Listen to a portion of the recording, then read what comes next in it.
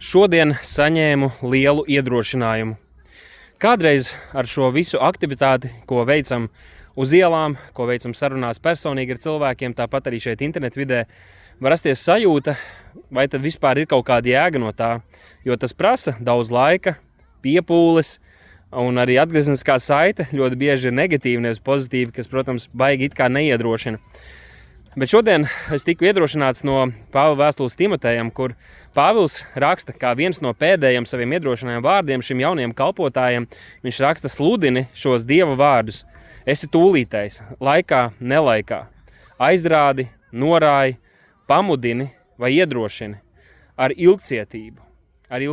Un tā bija laikam tā atslēga, ka šodien man nes to iedrošinājumu, ka jā, šur tur mēs varbūt dzirdam par kaut kādām pozitīvām lietām, kas notiek, par kaut kādām purvas sakustēšanām, kas notiek konfesiju ietvaros, kādās tā saucamajās draudzēs un tam līdzīgi, un arī kā ar cilvēki it kā aizdomājas.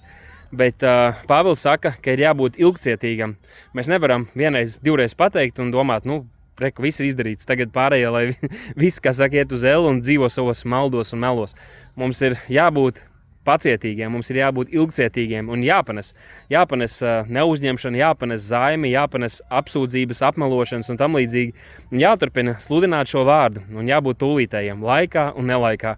Un tāpēc, arī esmu apņēmīgs to turpināt darīt, gan personīgi runājoties ar cilvēkiem, gan uzrunājot kādas grupas, gan ielu evanģelizācijās, gan publiski sludinot, gan arī internetā šeit, šajā vidē, darīt to, ko apostuls Pāvils pavēlēja Timotejam, un tāpat arī to pavēl šodien mums. Mums ir jāsludina šis Dieva vārds. Jāizrāda, jānorāja un jāiedrošina, jāuzmundrina cilvēku. Un tā kā to mēs arī darīsim. Ceru, ka tas iedrošina arī kāds no jums.